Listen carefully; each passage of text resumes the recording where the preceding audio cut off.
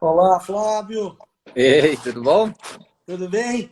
Tudo certinho. Maravilha. O teste funcionou bem. Acho que funcionou, né? É isso aí. A vida da gente é isso, né? É treino. É, com certeza. É treino e amor. Sem esses dois pilares, a coisa não vai para frente.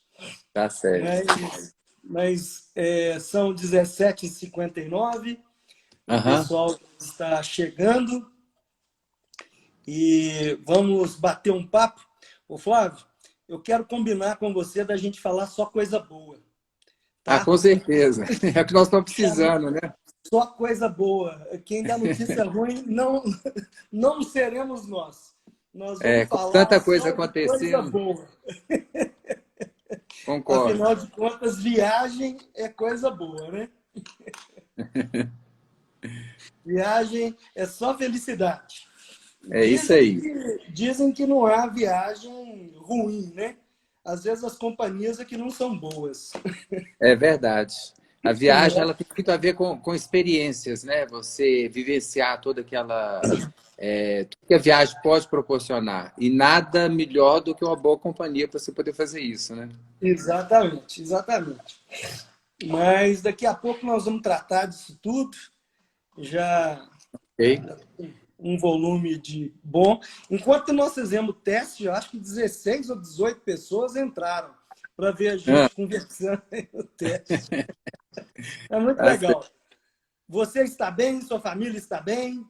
Graças a Deus, todo mundo bem. Ninguém com Covid nenhum aqui em casa. Maravilha, E maravilha. olha que todo mundo vai no hospital direto, né? Porque as profissões, né? Médicos e tudo. Médicos, né? Aliás, abrindo os parabéns aí, o seu sogro completou 40 anos de atividades agora, não é isso? Isso, a Rede Mater Dei fez Mater agora, Dei. né? Dia 1º, 40 anos. Todo mundo aqui junto. Parabéns, de Maravilha, hein? parabéns, né? Grande sucesso. Parabéns para Minas, né? Parabéns Com para Minas. certeza. Parabéns, transmita os nossos parabéns a toda a família aí, por favor, Flávio. Ah, pode deixar. Bom, já são 18h01, vamos prestigiar os presentes. Tá bom. Sejam todos muito bem-vindos. Eu tenho o prazer aqui de conversar com o amigo Flávio Gel, que eu já conheço de longa data. Já viajei com ele, então eu sou fã de carteirinha aí das amenidades que ele traz numa viagem. Ele faz de tudo. Ele carrega mala, passa telegrama, faz de tudo. Tudo que precisar ele faz para poder dar o melhor atendimento aos seus clientes. Bom, o Flávio ele é formado em economia na PUC do Rio ou daqui de Minas mesmo? Não, aqui de Belo Horizonte mesmo, De Minas Belo Gerais. Horizonte.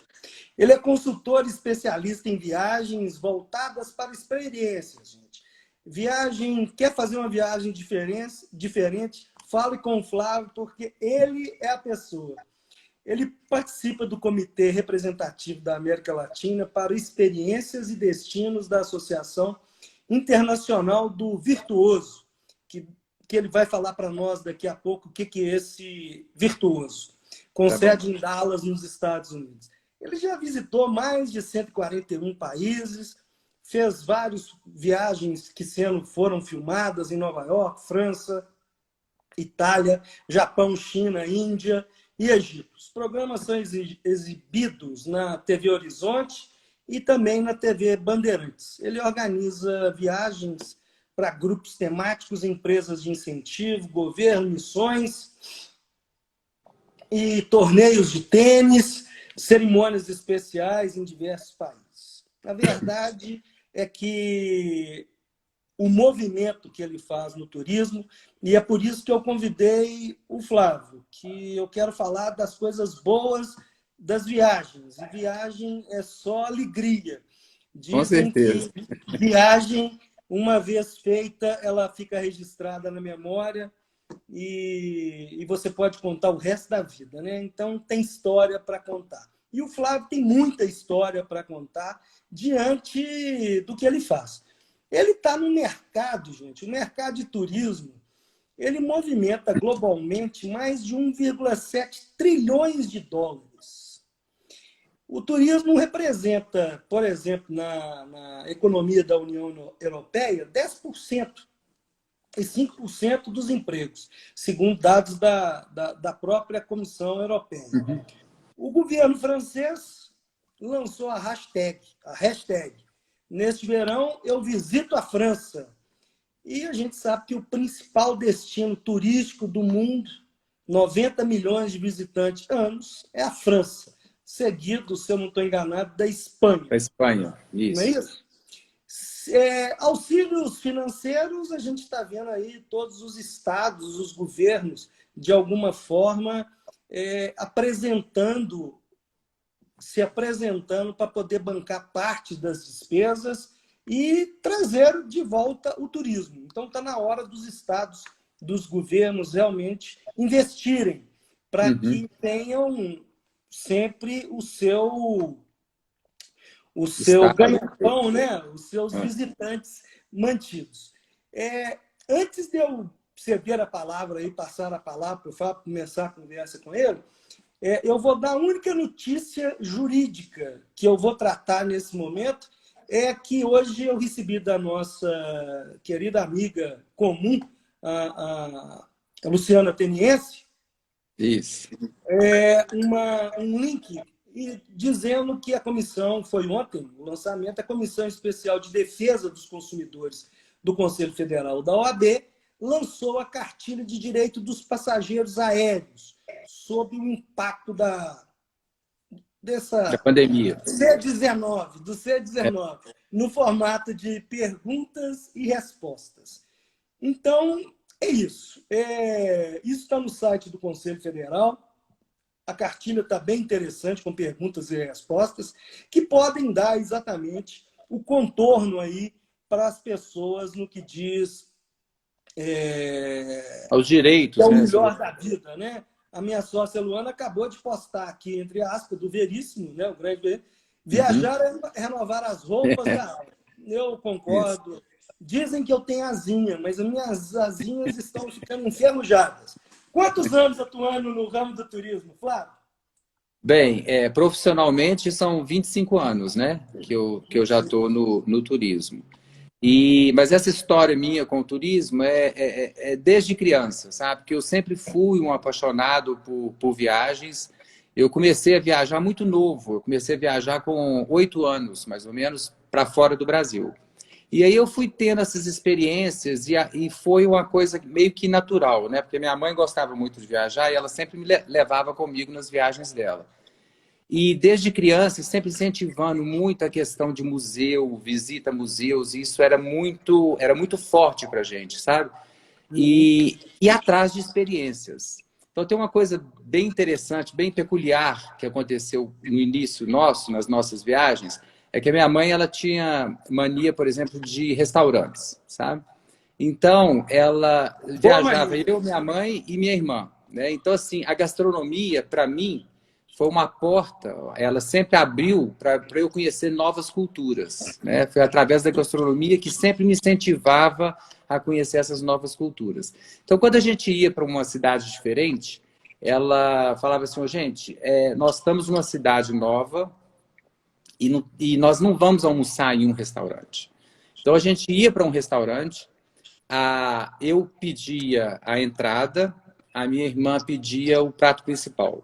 Aí nós trocávamos para um segundo restaurante, onde eu pedia o prato principal, minha irmã a entrada, e às vezes a gente ia para um terceiro para ter uma sobremesa. Aí minha mãe falava assim, vocês viram que nós conhecemos 3 restaurantes em vez de um restaurante?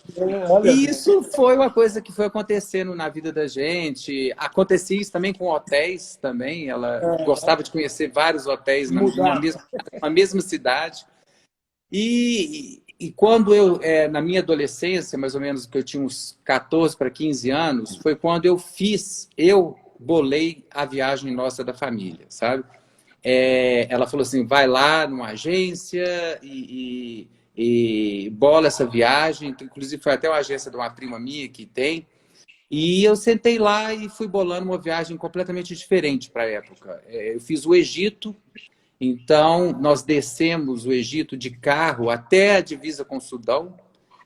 Para a época era uma coisa completamente inusitada. E isso foi criando a minha paixão por viajar e tudo mais, e conhecer a cultura do outro, né? Que isso é o que mais me puxa, sabe? Para poder elaborar uma viagem, porque viajar é uma arte, né?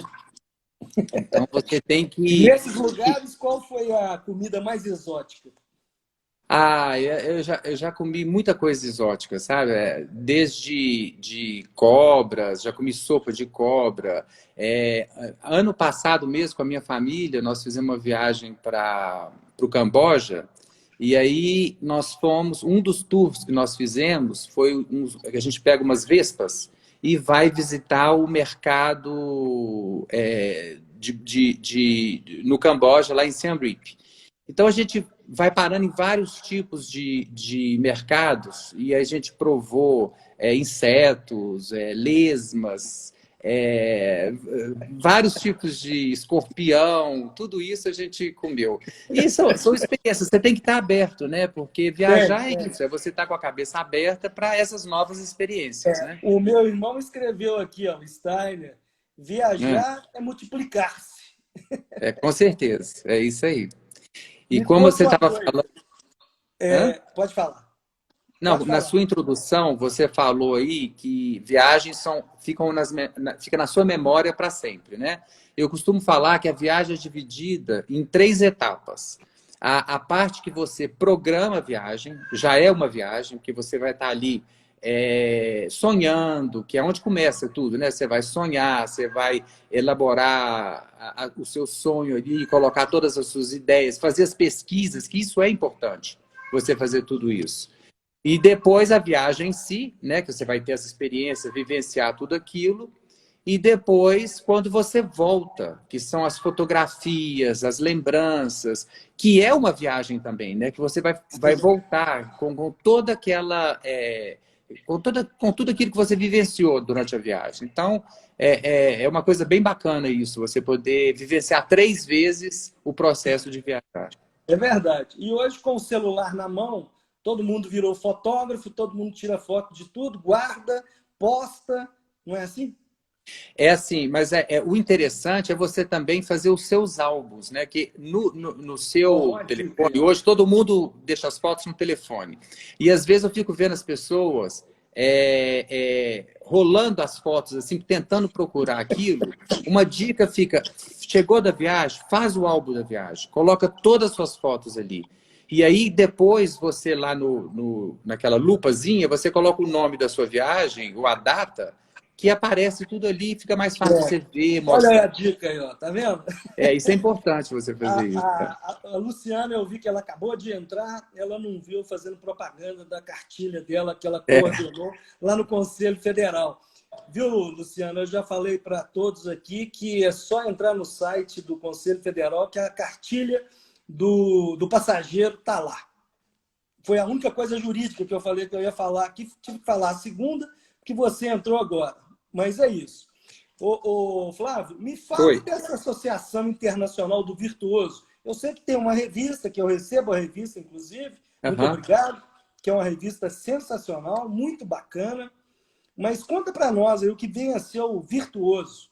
O virtuoso o que é o virtuoso? O virtuoso hoje, para resumir, chama conexão. Porque para você fazer parte do virtuoso, você tem as agências, que são as agências credenciadas ao virtuoso, tem as operadoras, né, que são todas aquelas pessoas que vão cuidar da sua viagem lá fora, né? Organizar, por exemplo, os traslados, os museus, as visitas e tudo mais, as experiências, os hotéis, né?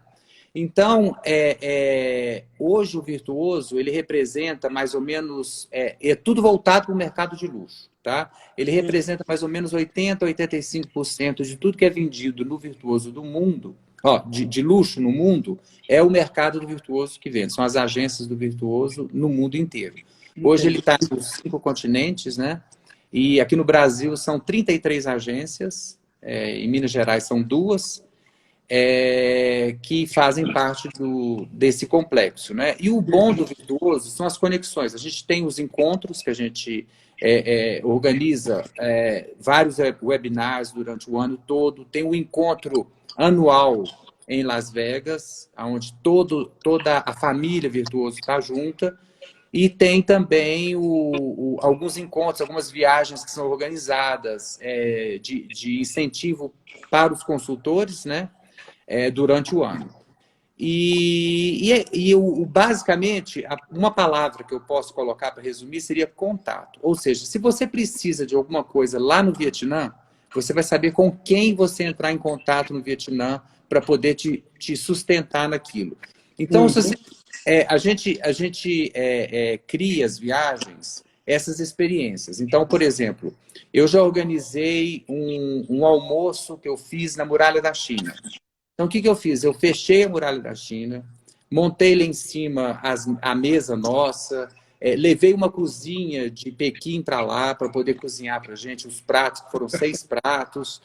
Então, assim, você sentar em cima do monumento nacional, que é a Muralha da China, ter um almoço ali só para você, exclusivo, né? Você precisa de uma retaguarda, né, que vai programar tudo para você. O local, a logística disso tudo. Então, o Virtuoso é esse contato que a gente vai ter lá em Pequim que vai ajudar a gente a montar essa experiência, né? Entendi. E, através disso, ele abre portas, né? Por exemplo, nós fizemos uma visita... porque hoje, assim, as viagens, as pessoas hoje procuram nas viagens experiências, né? Elas querem ter alguma coisa diferente. Elas querem vivenciar alguma coisa completamente diferente. Então, por exemplo, você ia ao museu, normal, você entrou no museu, você vai ter um guia que vai te explicar. Mas você privatizar aquele museu para você, entendeu? É uma experiência completamente diferente. Então, por exemplo, ano passado, nós fizemos uma visita ao Vaticano privativa. Então, nós fechamos o Vaticano, entramos nele só o nosso grupo. Então, você andar naqueles corredores todos, sem ninguém, entendeu? Só você. Você tem privilégio, né? Não, é um privilégio. Você tem uma noção completamente diferente de tudo que você vê. Então, na hora que você chega na Capela Sistina, que o cara vai fazer, eu vou abrir a Capela Sistina para você. Então, ele abre, não tem ninguém, só você, e você entra só o seu grupo e tudo. Você ajoelha É uma emoção. né? Não, acho que só o Papa que tem uma coisa parecida com essa, né? Então, isso que vai enriquecendo essas experiências, né? É uma maneira diferente de você viajar. E quando você começa a viajar desta forma, né? Viajando muito e criando essas sensações, criando essas viagens diferenciadas, você consegue começar a linkar a história, né? E isso que é muito bacana, porque as viagens temáticas que a gente vai organizando durante o ano é como se fosse uma série do Netflix. Acabou a primeira temporada, você já fica querendo a segunda temporada. Isso? Então, a gente faz isso. A gente cria uma primeira temporada, né? E depois a gente já vai continuando com a segunda temporada. E as pessoas que já viajam com a gente há muitos anos, elas vão poder participar disso. Então, é como se fosse essa minissérie. Então, você vai tendo uma viagem, por exemplo, só para exemplificar o que eu estou falando, nós fizemos a Rota da Seda, por exemplo. Foi uma viagem que nós fizemos em 4 anos. Então, nós começamos a viagem na Mongólia. Então, fizemos a Mongólia, a parte da China, atravessamos todo a Ásia Central, todos os Uzbequistão, Cazaquistão, Quirguistão, Turcomenistão. Depois fizemos a parte do Azerbaijão, da Geórgia, Armênia, Grécia, Turquia. até chegar em Veneza, né? Descendo até Roma. Então, você imagina, toda a Ásia Central, a Europa e até chegando lá na Mongólia. Então, nós fizemos isso em partes. Então, quando você vai linkando a viagem e começando a perceber a cultura do outro, que vai influenciando, por exemplo, o que ali na Ásia Central influenciou, as influências que vieram quando Gengis Khan veio da Mongólia, conquistando aquela parte toda, o que ele trouxe da alimentação para aquela região, o que aquela região jogou para a Europa Oriental, o que aquilo levou para a Europa Ocidental. Esse passeio através da história, quando você faz parte disso, é incrível. Quando você começa a perceber e pisar no solo da onde a história aconteceu, isso te enriquece de uma forma, entendeu? Eu falo assim, quando você começa a perceber que você viaja muito, quando você começa a perceber que você está linkando a história, e aquilo começa a fazer parte do seu dia a dia, né? Você vê uma comida, você já sabe que aquela comida ela te remete àquela cultura, àquela região, e isso é muito bacana, né? Eu acho que isso é que dá o bom da viagem, né? A Soraya está fazendo uma pergunta aí, já que a gente está falando de viagem. Qual é a viagem que você acha imperdível? Olha, eu gosto de tudo. Eu sou meio difícil, assim, porque eu já visitei 140 e poucos países, né? Mas, assim, eu costumo separar isso assim, em temas. Por exemplo, fotografias. Então, eu gosto muito de paisagem. É uma viagem que me chama muita atenção. Por exemplo, os desertos, né? Essas paisagens meio inóspitas, assim, ela me chama muita atenção. Então, assim, quando eu visitei tanto o Polo Norte quanto o Polo Sul, né? O Ártico e a Antártica, foram regiões assim que pouquíssimas pessoas vão, né? Quando você chega na cidade mais ao norte do país, do mundo, né? Que é Longyearbyen, que fica lá em Svalbard, você fala, nossa, estou praticamente no fim do mundo, né? E as paisagens vão te mostrando assim sutilezas, entendeu? Que você mergulha naquilo de uma forma muito intensa, sabe? Então, por exemplo, países que me remetem a isso seria a Islândia. E a Islândia assim, é um país assim incrível, que você vai vendo paisagens maravilhosas uma atrás da outra. O deserto da Namíbia. O deserto da Namíbia é um dos lugares mais bonitos que eu já fui. Né? Lá você tem uma das maiores dunas, e lá a duna ela tem uma característica, porque o mar está logo na frente do deserto. Né? E as dunas da Namíbia, ela tem um micropigmento, como se fosse o nosso minério aqui. Ela tem um minériozinho dela. E esse minério, ele oxida, porque logo atrás está o mar. Então, a umidade oxida esse minério. Então, as dunas lá, elas ficam alaranjadas. Então, no pôr do sol, quando o sol bate, as fotos que você tira ali é uma coisa, essas dunas da Namíbia. A mesma coisa da Nova Zelândia. Nova Zelândia, ela me fascina, entendeu? Pelo verde que tem lá, as cores, as montanhas que tem lá. Então, assim, tem muito lugar bonito nesse mundo, né, pra gente ir. O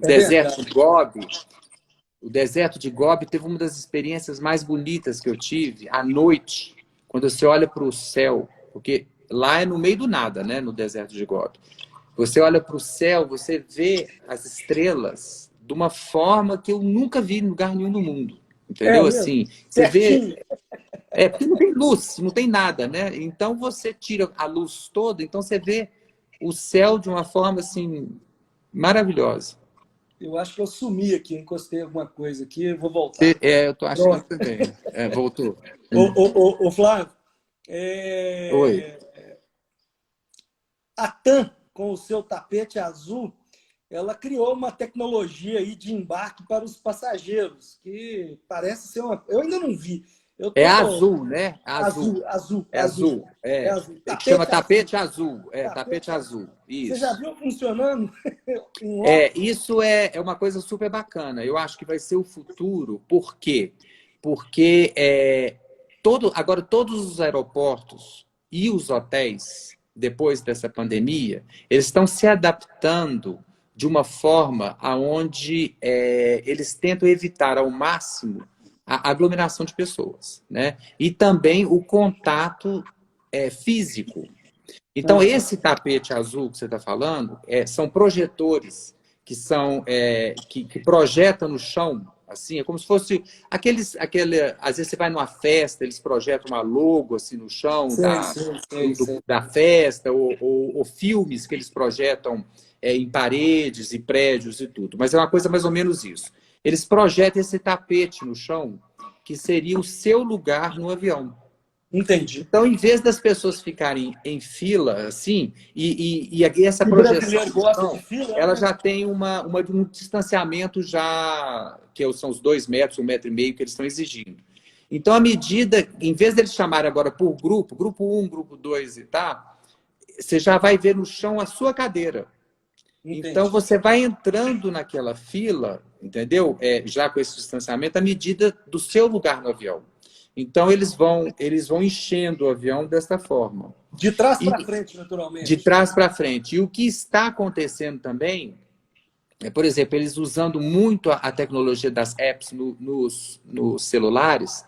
Então, você vai fazer o seu check-in antes, tanto no avião, eles estão acelerando esse processo, quanto no hotel também. Então, quando você chega no hotel, muitos hotéis já estão começando a colocar isso. Você já está com o seu check-in pronto. Então, você já vai subir direto para o quarto, porque eles estão querendo eliminar também a tal da chave. Ou Ah, seja, passar no futuro o que a gente vai sentir, e assim, algumas webinars que a gente teve agora com alguns hotéis que estão reabrindo, estão estudando isso, eles estão tirando até as pessoas do front desk, entendeu? Onde elimina o contato total. Então você já sobe para o seu quarto, o seu telefone já vai ser abre a porta.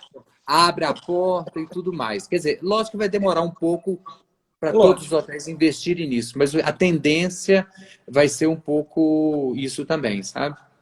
Além dessa novidade do tapete azul, tem mais alguma coisa de novidade aí no campo? Tem essa questão dos check-ins que estão sendo promovidos nos hotéis, né? Os Aham. aviões hoje, eles estão também por causa da baixa, né? Que eles estão eliminando aquele assento do meio para poder dar mais um distanciamento nas pessoas.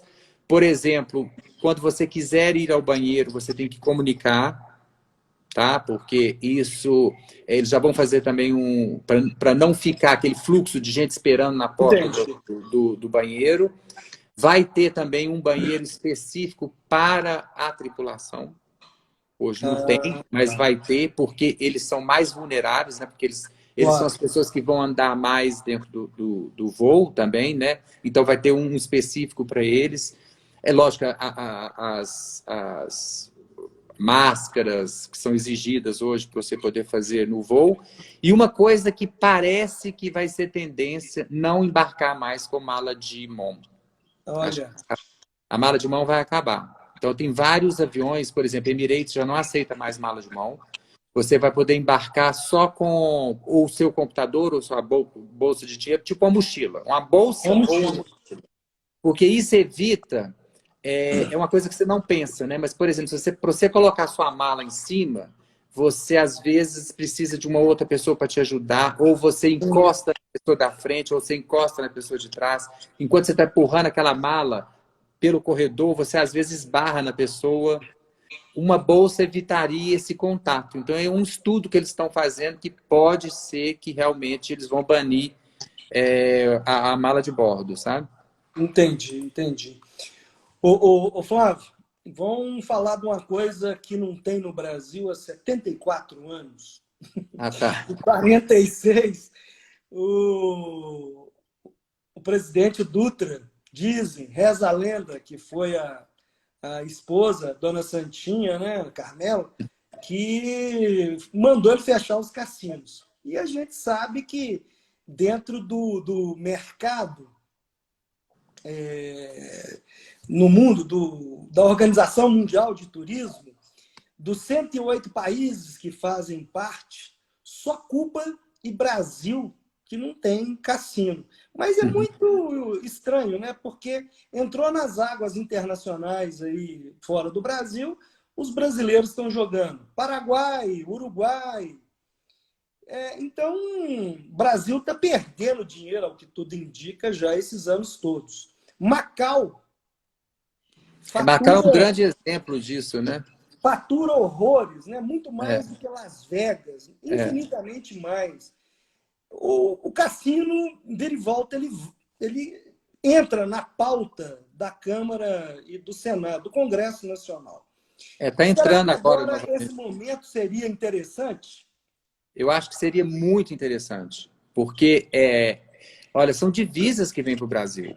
E todos os lugares, todas as experiências que a gente tem aonde o cassino funciona, o turismo aumenta muito. E não é só ligado ao jogo, né? Você tem restaurantes, você tem shows, você tem tudo isso que vem junto com o jogo, né? Eu acho que se você fizer aqui no Brasil áreas, né, igual esses resorts, igual a gente tem aqui mesmo em Minas Gerais, você tem lá o Tauá, né, aqui em Minas Gerais, que está com a estrutura toda pronta para isso. Você tem vários resorts no Brasil que poderia ser uma área específica para o jogo, né?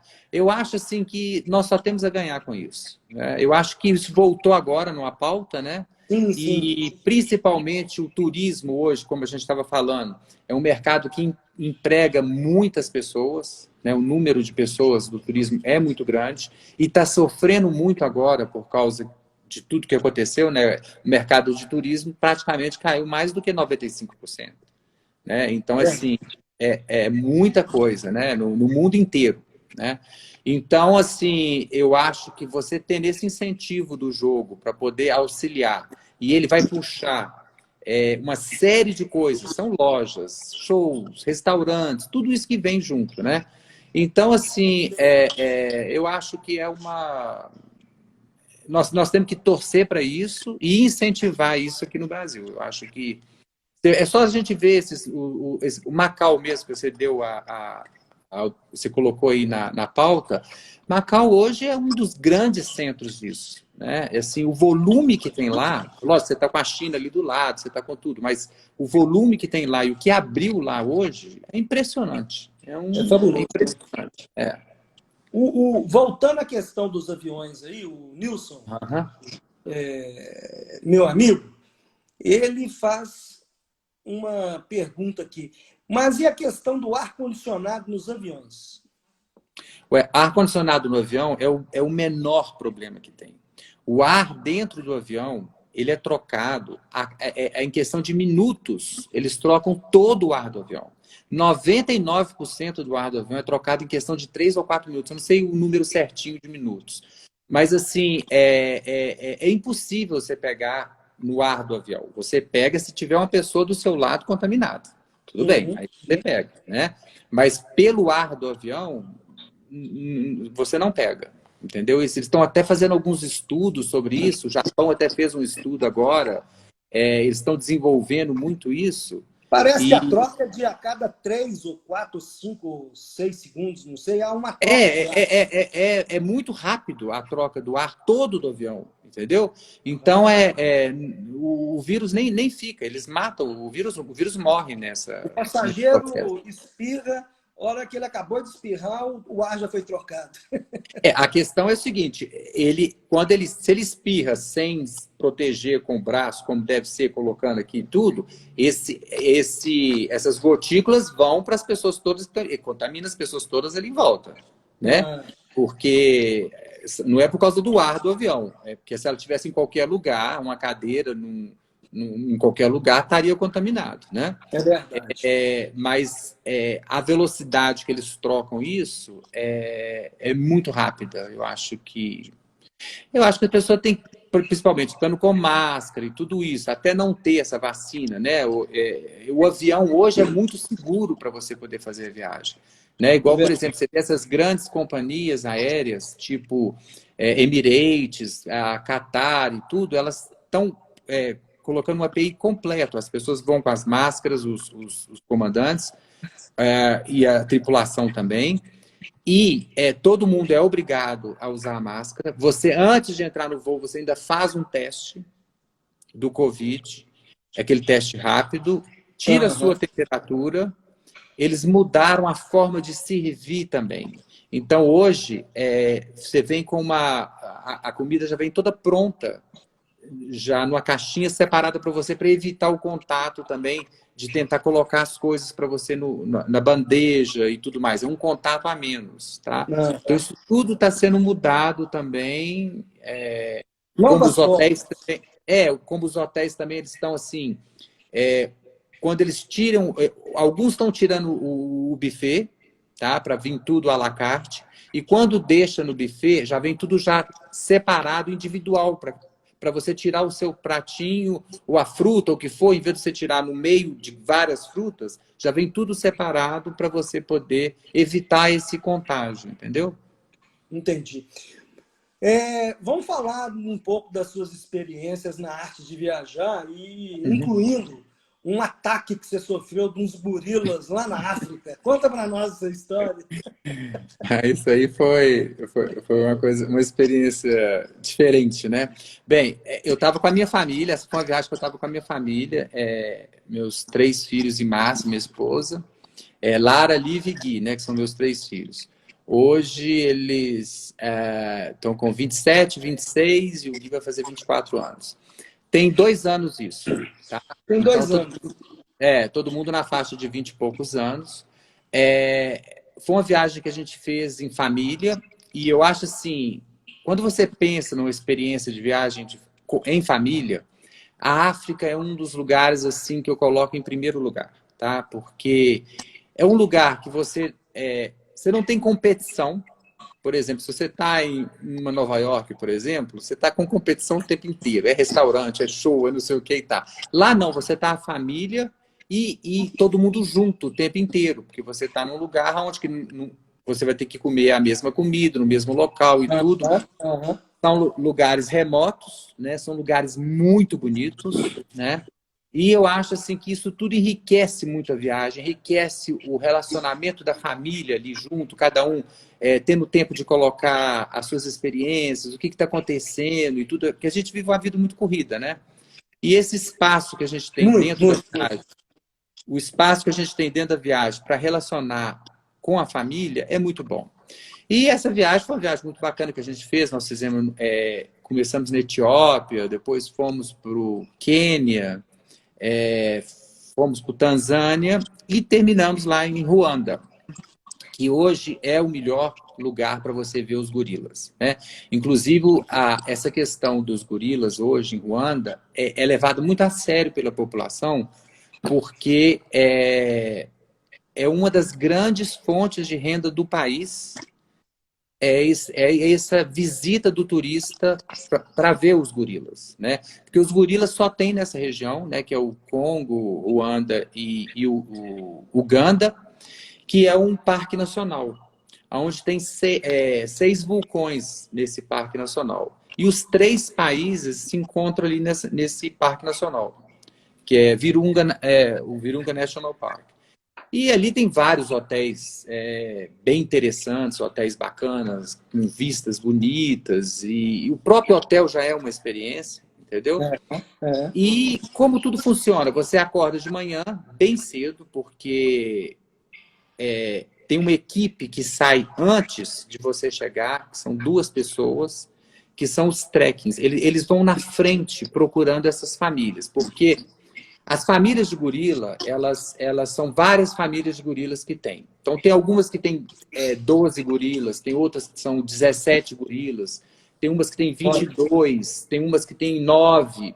Então, eles ficam em família, sabe? Esses bandos, eles ficam nesse parque nacional e vão andando atrás de comida. Então, e por que Ruanda é o melhor lugar para você fazer, o melhor país para você fazer isso, e não os outros 2, que é o Congo e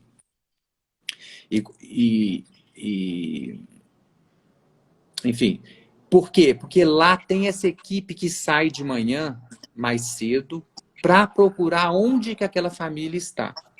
Então, quando você chega numa central, onde todos os turistas chegam, e ali eles vão dividindo você por grupos. E são grupos pequenos, de mais ou menos 10 pessoas, 9 pessoas, que eles separam, que vai o guia na frente, levando esse grupo para encontrar com uma determinada família. E eles separam também em graus de dificuldade. Fácil, médio e mais difícil. Esse grau de dificuldade é mais ou menos aonde que essas famílias de gorila estão na montanha, porque uma pode estar mais para cima, mais para baixo, tudo é o tempo que você vai demorar para escalar a montanha. Mas eu te falo o seguinte, o fácil já é difícil, entendeu? Não é muito fácil, não. Porque você começa essa trilha no pé do vulcão, que você vai andando, e depois você entra numa mata fechada mesmo, é bem fechada. E no nosso caso, o grupo nosso era só nós 5. Então era a família só que nós fomos determinado para essa trilha para ver esses gorilas. E nós começamos a subir, tudo tranquilo e tal, mas depois a mata começou a fechar muito. E a nossa família de gorila estava andando. Então, à medida que a gente ia andando, eles também estavam andando, eles não estavam parados comendo, entendeu? Que é mais ou menos isso que acontece. Eles acordam de manhã e param num lugar para comer, mas a nossa, infelizmente, estava andando. Então, nós fomos. Chegou uma hora que a gente estava tão cansado, já tinha 3 horas que a gente estava subindo essa mata fechada mesmo, e você tem que pôr uma coisa assim na perna para proteger, porque uma das plantas que tem é uma planta que, se você encosta nela, ela dá uma coceira, tipo um urticária, assim, sabe? Ela fica coçando. Então, até queima, entendeu? Então, você tem que proteger. Você põe luvas e você põe essa perneira para proteger enquanto você está subindo. E chegou uma hora que eu falei assim, gente, eu não quero mais ver gorila, eu quero voltar. Ele falou, não, mas agora nós já estamos chegando, e de repente os gorilas estavam ali na nossa frente. E era essa família de 18 gorilas, que era a nossa. E a gente meio que empolgado ali com aquilo, e o guia falou assim, vamos tirar foto, vamos tirar foto. E ele tinha explicado pra gente o seguinte, os gorilas chegam perto da gente, muito perto. Mas quando eles chegam mais perto, é pra gente ficar parado. Entendeu? Essa que é a instrução. É a dica. Fica parado que eles passam do seu lado e vai embora. E isso aconteceu. A gente viu os gorilas empolgados, todo mundo tirando foto dos gorilas, a família, um pequenininho. Teve um que pegou a mãe pegou o filhote, jogou nas costas e tal. E pá. Aí, de repente, um gorila passa assim atrás da gente. Estava eu e Márcia assim. Ele passa atrás de Márcia, até que chega quase que encostando na gente e vai para lá. E tinha um grande, que era esse macho, vamos dizer, o macho alfa, olhando, ele veio na nossa direção.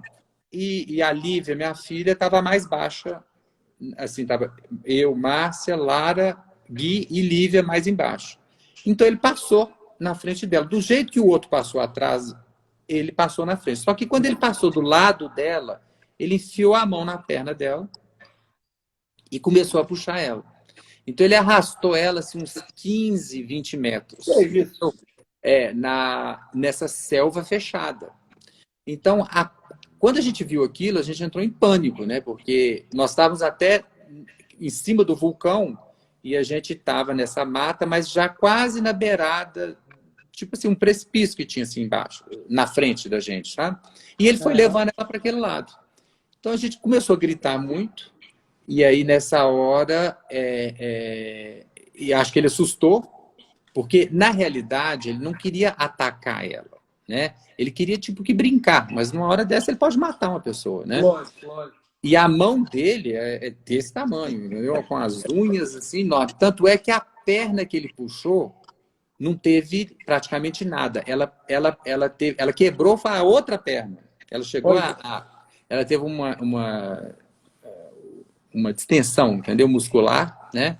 E aí teve que usar a bota durante 2 meses e tudo. Nossa.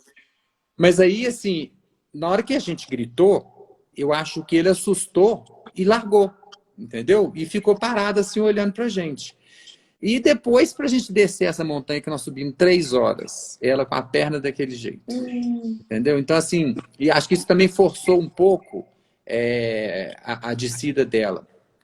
A sorte é que na subida, num dia antes, eu tive um casal de ingleses que estava com a gente, que falou assim, olha, contrata um guia para vocês, para poder carregar suas malas, porque a gente tem que levar comida lá para cima, né? Porque não dá tempo de você voltar para comer, você tem que comer lá em cima.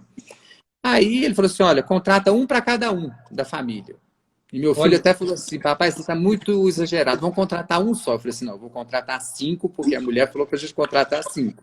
E foi a melhor coisa que eu fiz, porque eles é que me ajudaram a carregar a Lívia para descer às 3 horas de volta na montanha, né? Mas assim, acabou que ela ganhou uma história, né, pro resto da vida, né? Pro resto da vida. O que eu falo é isso, as viagens, as experiências que a gente tem, às vezes são, graças a Deus, foi final feliz, né? Mas, assim, as experiências que a gente tem, né, elas podem, às vezes, parecer uma coisa pro lado negativo. Mas isso pode trazer também muita lição para a gente e até uma lição de vida, né? Para você poder, dentro dessas experiências, podendo... Flávio, tem mais algum, assim, mais um caso interessante que tenha ocorrido, não com a sua família, você não precisa citar nome, claro que não, mas um caso assim interessante de viagem? Eu já tive muito caso interessante de viagem, tá? Eu posso ficar aqui 2 horas contando para você caso interessante de viagem. Um só. Mas eu tive um. A Luciana falou para você escrever um livro.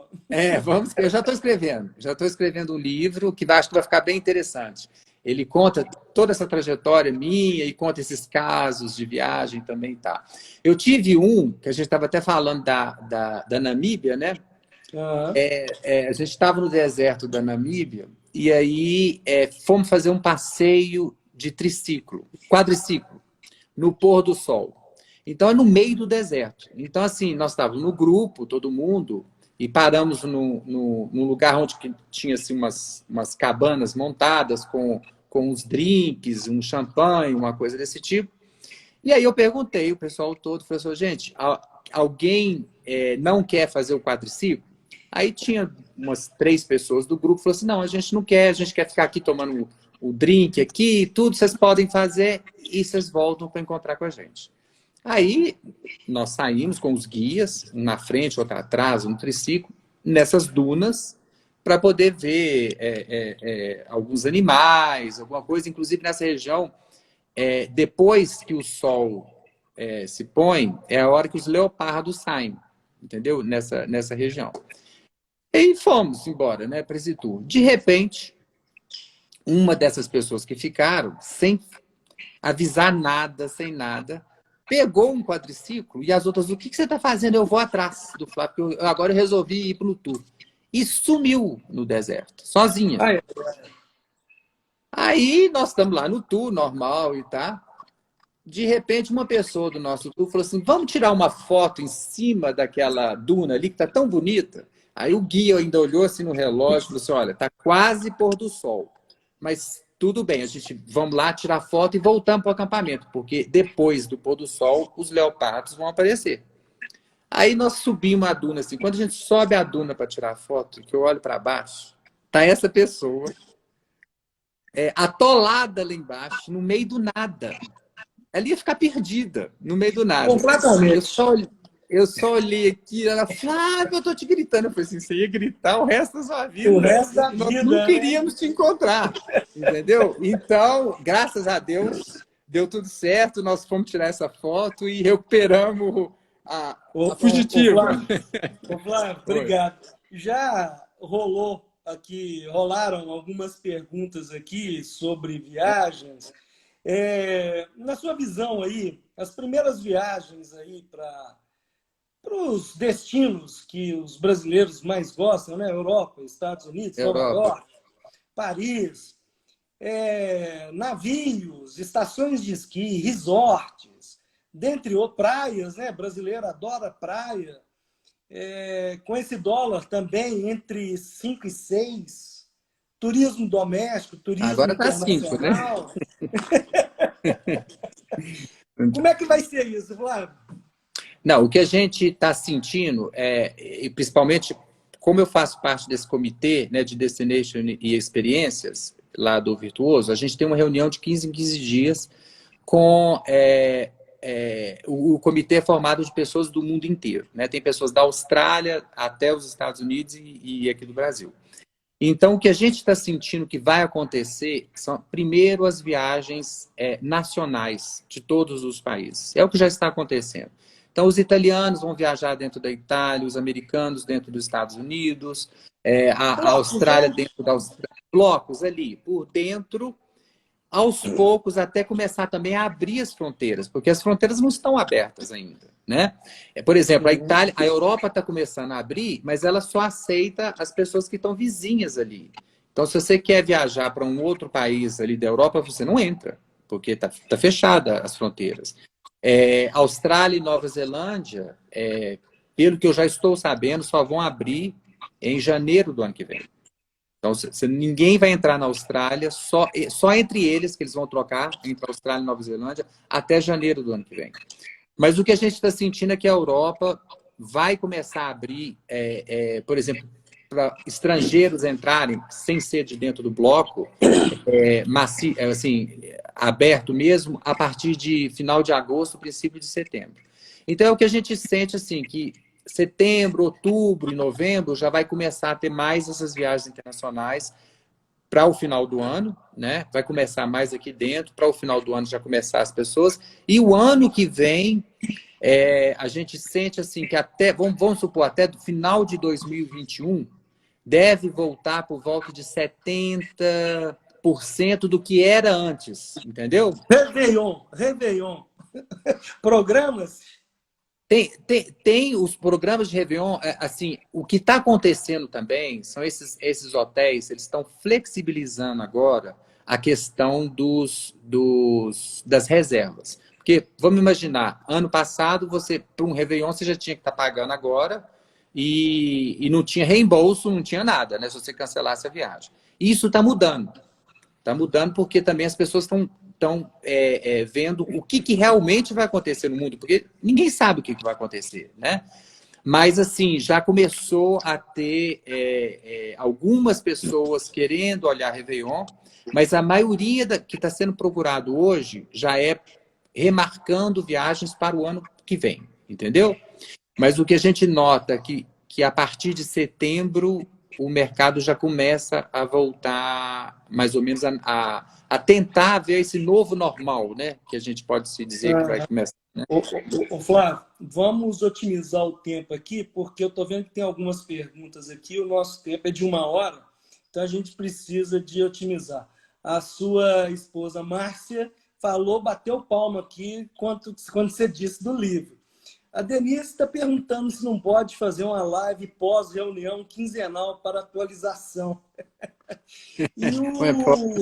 Eu não sei o nome aqui, mas está aparecendo aqui, está pedindo para perguntar ao Flávio sobre as vantagens de ter 3 ou mais nacionalidades nesse momento, talvez. Mas se não tiver no local, complica, né? Não, as nacionalidades é lógico que, por exemplo, se você tiver, por exemplo, a nacionalidade portuguesa, italiana e brasileira, por exemplo, e você quer sair da Itália e tentar entrar por exemplo, na Suíça, porque a Suíça hoje está aberta para os italianos, tá? Então, os italianos podem entrar na Suíça. Então, você entra, não tem problema. Entendeu? Porque você tem o passaporte italiano. Agora, se você for só com o passaporte brasileiro, querer entrar na Polônia, por exemplo, você não entra. Entendeu? Então, é lógico, se você tiver mais de uma nacionalidade, igual, por exemplo, os Estados Unidos, você não consegue entrar hoje, né? Eu tenho cliente meu que tem filho que está morando nos Estados Unidos, que não veio, e ela quer visitar e como é que eu vou fazer? Não entra, não tem jeito. Entendeu? Não tem jeito. A verdade é que esse ano, a Cissa está perguntando aqui expectativas na Ásia. A verdade é que esse ano Não, a Ásia, Europa tem expectativas tem sim. expectativa. Pelo seguinte. Primeiro que os voos com a Emirates e Qatar já estão, por exemplo, a Emirates está voltando mais ou menos normalidade dos voos, tá? Então, que é uma das boas conexões que você tem para você fazer para a Ásia. E lá na Ásia já está muita coisa funcionando, os hotéis já abrindo, que legal. o percentual bom de funcionando e abrindo museus, tudo mais. Então, por exemplo, setembro e outubro, que dependendo do lugar que você vai na Ásia, são lugares bons para você ir, entendeu? Por exemplo, Indonésia é muito bom para você ir em setembro. Então, já dá para você ir se você quiser, entendeu? Programar uma viagem para a Ásia perfeito. não vai ter muito problema, não. Perfeito. Ô Flávio, eu quero terminar essa live de hoje com você, que desde já eu agradeço a sua disponibilidade, atenção, mas não sem antes agradecer a sua funcionária, que já me atende há mais de 20 anos, que é a querida Aurora. Eu não sei se ela está aqui na live. Eu mandei para ela dar uma olhada aí. A Aurora já trabalha, já faz o teletrabalho há mais de 15 anos, se eu não estou enganado. Né? Verdade.